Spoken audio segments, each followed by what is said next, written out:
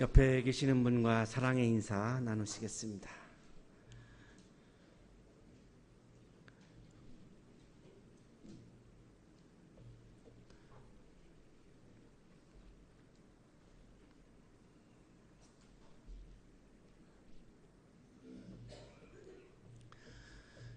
소크라테스가 아테네를 방문했습니다. 프로타고라스를 만나서 둘이서 대화를 합니다. 그 대화의 내용을 소크라테스의 제자인 플라톤이 정리를 했습니다. 그 책이 프로타고라스라고 하는 책입니다. 이 대화에서 소크라테스는 이렇게 주장을 합니다. 인간이 악을 행하는 것은 무지해서 그런 것이다. 몰라서 그렇다. 그래서 굉장히 지식을 강조하는 거죠. 그랬더니 프로타고라스는 아무리 알아도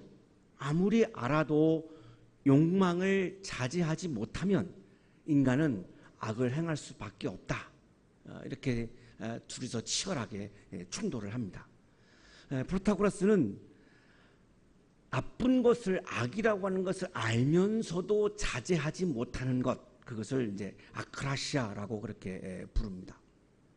그랬더니 이제 이 플라톤의 제자인 아리스토텔레스가 자기의 선생님의 또 선생님인 그 소크라테스의 주장에 대해서 문제를 제기합니다.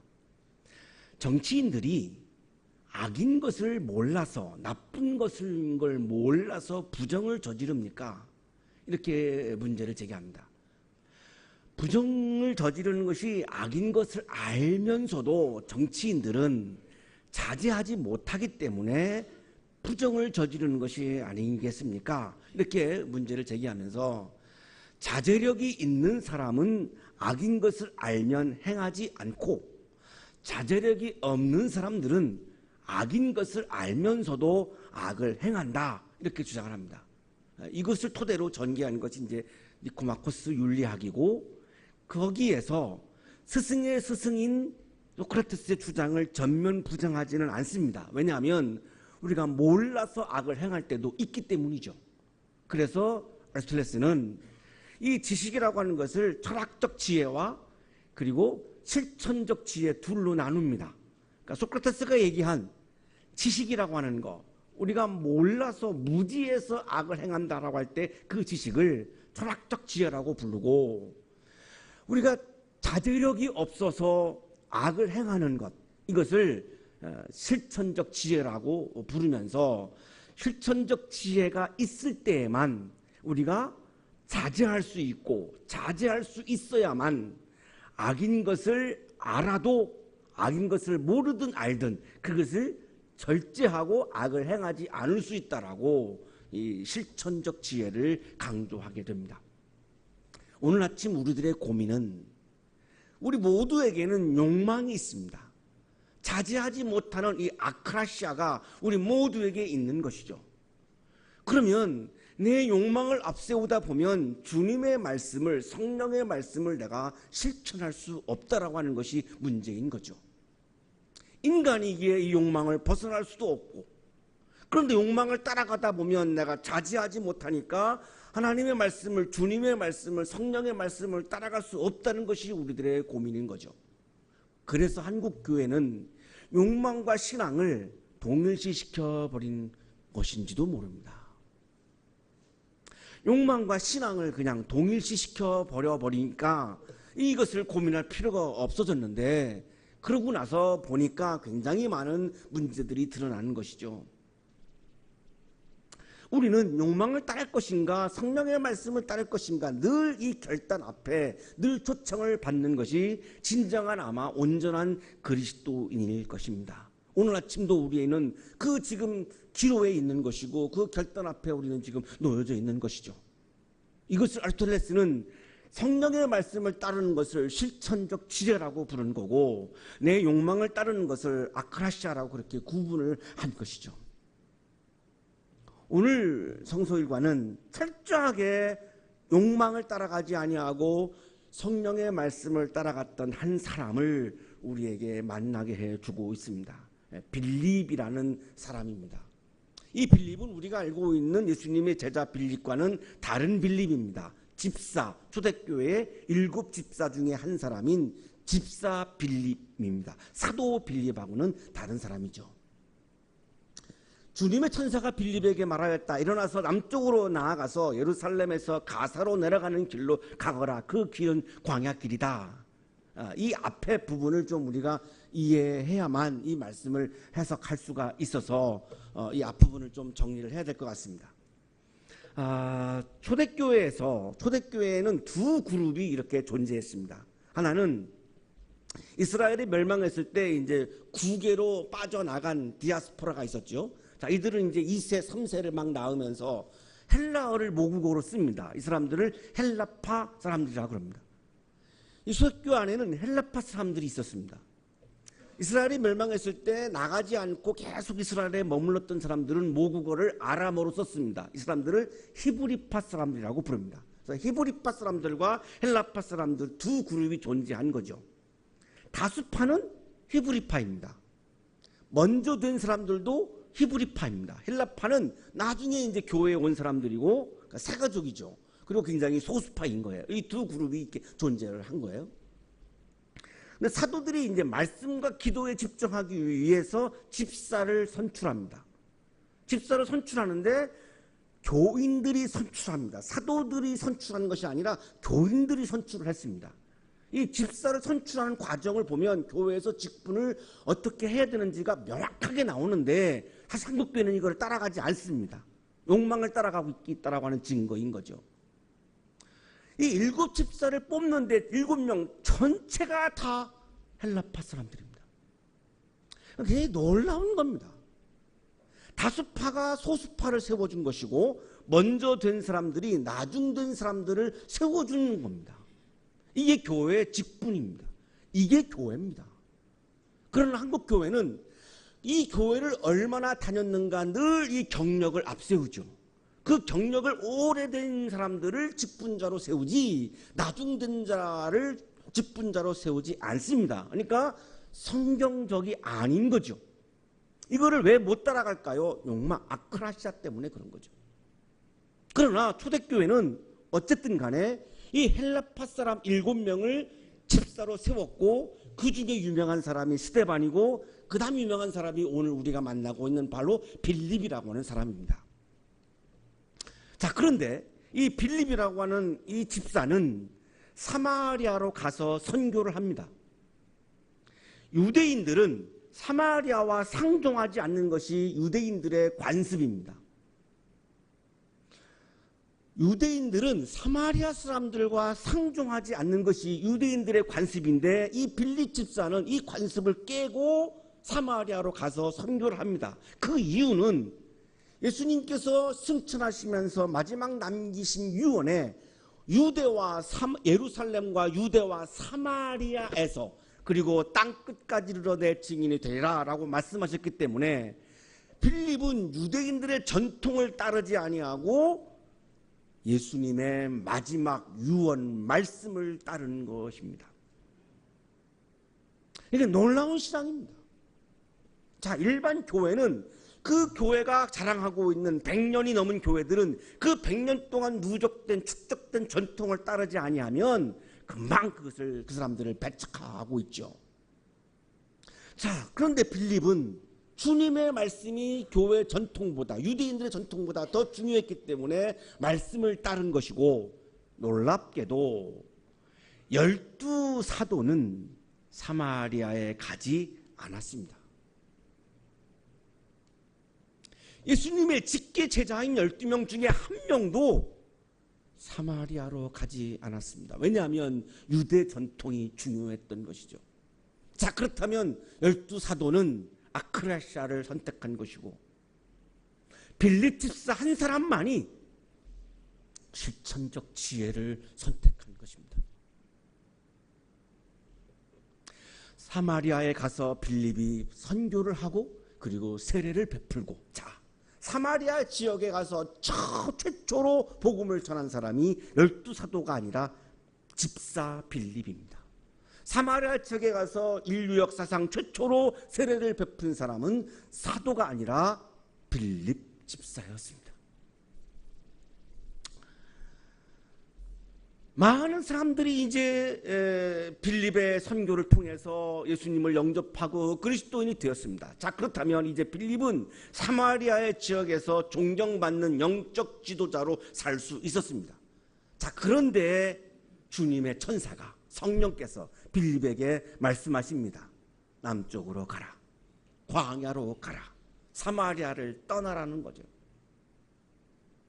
이게 쉬운 게 아니죠. 그동안 얼마나 많은 노력을 기울여서 선교를 하고 세례를 베풀고 많은 교인들을 지금 만들어 놨고 정말 이제는 막 대형 교회도 할 수 있는 정도까지 갔는데 거기를 떠나라는 겁니다. 욕망 차원에서 본다면 남아야죠. 아크레시아를 붙잡는다면 남아야죠. 그러나 집사 빌립은 실천적 지혜인 성령의 말씀을 따라서 떠납니다. 이것을 신앙이라고 부르는 거죠. 가는 길에 유명한 르바임 골짜기, 오늘날의 모습을 지금 보고 계시는데요. 바로 여기가 바로 그 현장입니다. 그 당시 현장과 똑같은 현장입니다. 에디오피아 사람 하나를 만나는데 그 에디오피아 사람은 여왕 간시게의 재물을 담당하는 그런 내시였습니다. 에디오피아는 목의 왕통입니다. 여성이 계속 왕을 했던 그런 나라죠. 바람직하다고 생각하시죠, 우리 여자분들은? 그래서 이 측근들은 다 거세했습니다. 그럴 수밖에 없습니다. 안 그러면 자꾸 이 스캔들이 일어나니까 다 거세를 한 거죠. 그래서 이제 내시인 겁니다. 이 내시가 예루살렘 성전에 예배를 드리러 왔습니다. 흑인입니다. 이방인입니다. 놀라운 거죠. 어떻게 그러니까 우리도 모르는 사이에 아프리카에 복음이 들어간 거예요. 복음은 막을 수가 없어요. 복음은 가둘 수가 없어요. 정말 신비롭게도 아프리카까지 복음이 가서 이 내시가 지금 예루살렘 성전의 유월절을 맞이해서 예배를 드리러 온 거예요. 왔는데 굉장히 마음이 아팠습니다. 유대인들의 전통은 이방인들을 차별해서 성전 안에 들어오지 못하게 합니다. 이방인의 뜰이라고 하는 곳에만 머뭅니다. 성전 안에 들어가지도 못했습니다. 히브리어로 이 성경이 쓰여 있으니까 성경도 가서 읽지를 못했습니다. 헬라어는 하는데 히브리어를 못하니까 성경을 못 읽은 거죠. 굉장히 뭔가 예배를 들으러 갔다가 뭔가 차별을 당하는 이 아픔을 안고 지금 다시 고국으로 돌아가고 있는 거예요. 거기에서 이 지금 빌립 집사를 만납니다. 그런데 돌아가는 길에 이 내시가 마차에 앉아서 헬라어 성경을 읽고 있는 거예요. 그 차별당한 그 아픔을 막 억누르면서 지금 헬라어 성경을 막 읽는 거죠. 그런데 성령께서 빌립에게 말씀하십니다. 가서 마차에 바짝 다가서가라. 바짝 이 사람에게 가까이 가라라고 하는 것이 성령의 말씀이에요. 그런데 이 사람은 흑인이에요. 가장 유대인들이 경멸하는 이방인 중에 가장 흑인이에요. 그 다음 히브리 전통에서는, 유대 전통에서는 이스라엘 공동체에 포함될 수가 없는 거세당한 사람이에요. 신명기 23장 1절에 거세당한 사람들은 히브리 공동체에 속하지 못한다라고 하는 걸 법으로 정해놨습니다. 공동체에 포함되지 않는 넷이에요. 거세당한 사람이에요. 흑인 이방인이에요. 도저히 유대인인 빌립이 가까이 할 수가 없는 사람이에요. 근데 성령께서는 가까이 가라는 거예요. 그런데 이 빌립이 얼마나 정말 멋있느냐면 가까이 간 게 아니에요. 그냥 달려갔습니다. 이 달려가기 직전이 사마리아에서 지금 여기까지 계산해 보니까 70km예요. 70km로 지금 걸어온 거예요. 지칠 대로 지쳤는데 성령께서 가까이 가 그러니까 그냥 확 달려간 거죠. 이게 신앙이죠. 가서 먼저 말을 걸어요. 지금 읽으신 말씀을 이해하시겠어요? 그랬더니 대답이, 나를 지도해 주는 사람이 없는데 내가 이걸 어떻게 내가 깨달을 수 있겠습니까? 이 말씀을 읽어도 무슨 말인지를 모르겠습니다. 좀 나에게 이 말씀을 좀 가르쳐 주세요. 이렇게 하는 거죠. 보니까 그게 이 사람이 읽고 있는 성경 말씀이 이사야 53장 7절 8절이에요. 고난받는 종, 고난받는 그리스도에 관한 그런 본문인 거예요. 그래서 이 내시가 빌립에게 질문을 하죠. 이 예언자가 말한 이 분이 도대체 누구입니까? 이 메시아가 누구입니까? 라고 물은 거예요. 그러니까 얼른 빌립이 이 사람에게 복음을 전합니다. 자, 복음이 뭐였을까요? 예수 그리스도는 당신을 위해서 십자가에 죽으셨고 부활하셨습니다. 그러니까 이 사람의 드는 마음속에, 아니 예루살렘 성전에 가서 나는 이방인이라고 흑인이라고 내시라고 온갖 차별을 다 당하고 왔는데 그 예수님이 그러면 나를 위해서 죽으셨단 말입니까? 나를 위해서 부활하셨단 말입니까? 네, 당신 한 사람을 위해서, 내가 당신 한 사람을 위해서 70km를 달려온 것처럼, 성령께서 당신 한 사람을 위해서 70km를 달려가라고 하신 것처럼 하나님의 마음도 당신 한 사람을 찾아오셔서 당신 한 사람 삶 속에 하나님의 나라의 기쁨이 가득하기를 원하셔서 독생자 예수를 보내셨고, 당신 한 사람을 위해서 예수는 죽으셨고 당신 한 사람을 위해서 부활하신 것입니다. 그러니까 막 감동인 거죠. 얼마나 감동이겠어요. 복음은 유대인이나 이방이나 차별이 없습니다. 얼굴색이 검은 당신에게도 똑같이 하나님의 은혜는 똑같이 임하는 것입니다. 이 복음을 전하니까 이 사람이 막 계속 은혜 받는 거죠. 막. 얼마나 감동을 받았으면 세례를 받고 싶은 거예요. 당시의 세례는 공동체 이혼이 된다는 상징이에요. 예루살렘에 가서 자기가 차별을 당했거든요. 이 신앙 공동체 속의 일원으로 내가 들어가고 싶은 거예요. 그래서 세례를 달라고 해요. 그러니까 얼마나 다행이에요. 얼른 빌립이 내시와 함께 물속에 들어가서 세례를 베풀어요. 자, 빌립은 사마리아에 최초로 복음을 전한 사람, 사마리아에서 최초로 세례를 베푼 사람, 최초로 이방인에게 복음을 전한 사람이 빌립이에요. 최초로 이방인에게 세례를 준 사람이 빌립이에요. 12사도가 아니에요. 빌립이에요. 빌립이 어떻게 이렇게 위대한 신앙인이 될 수 있었을까요? 성경은, 많은 사람들의 반응은 자꾸 빌립을 부각시키지 않지만 12사도 때문에, 그렇지만 사실은 빌립이 이렇게 최초로 행한 일들이 너무나 많아요. 오로지 빌립은 성령의 말씀을 따랐기 때문에 가능했던 일입니다. 성령의 말씀을 그냥 따른 거예요. 그 세례를 주었어요. 물에서 올라오는데 주님의 영이 빌립을 데리고 가요. 이 내시는 좀 빌립과 오래 있고 싶은데, 막 은혜 받아서 오래 있고 싶은데 성령께서 오셔서 또 데리고 가요. 헤르파센, 빼앗다. 성령께서 빌립의 마음을 다 빼앗다, 이런 의미예요. 마음을 다 사로잡아 버린 거예요. 그래서 빌립은 또 성령의 말씀을 따라서 또 거기를 떠나요. 그런데 내시의 마음속에 기쁨이 가득 찼다는 거예요. 왜 그럴까요? 복음은 우리에게 기쁜 소식이기 때문에. 빌립은 성령을 철저히 따라서 자기 안에 하나님 나라의 기쁨이 이미 가득 차 있었기 때문에 그 하나님 나라의 기쁨을 이 내시에게도 전해줄 수 있었던 것이죠. 복음을 전한다라고 하는 의미는 하나님 나라의 기쁨을 전한다는 의미와 같은 것이죠.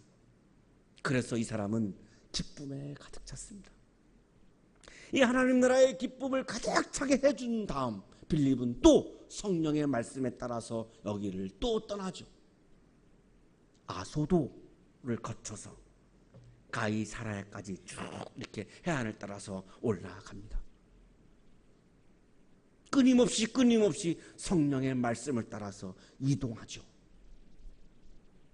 내가 업적을 이루고 내가 공을 이룬 곳에서 내가 많은 박수를 받고 내가 인정을 받고 내게 어떤 권력이 생기고 기득권이 생길 수도 있었지만 그것은 아크라시아에 불과하기 때문에 성령의 말씀을 따라서 하나님 나라의 기쁨을 계속해서 전하기 위해서 실천적 지혜를 선택하고 성령의 말씀을 선택하여 빌립 집사는 계속해서 이동해 갑니다. 자제하는 것을 우리가 해결하지 못하면 끊임없이 내 안에서 아크라시아가 욕망이 솟구쳐 올라오게 되고 그것은 성령의 말씀을 따르는 것을 가로막습니다. 어떻게 하면 이 아크라시아를 내가 컨트롤하고 이것을 내가 어떻게 해결하고 성령의 말씀을 따를 것인가? 이것이 늘 우리들의 고민인 거죠. 이 땅에 살고 있는 우리 어린아이들이 부모님의 말씀이 아닌, 어른들의 말씀이 아닌, 어떤 이데올로기가 아닌, 어떤 철학이 아닌, 전통이 아닌 성령의 말씀을 따라가는 아이들이 될 때에 우리 아이들은 천국의 기쁨을 누리며 살아갈 수 있을 것입니다. 여러분 마음속에, 여러분의 삶 속에 성령의 말씀을 선택하셔서 하나님 나라의 기쁨이 가득하기를 주님의 이름으로 축복합니다. 기도드리겠습니다.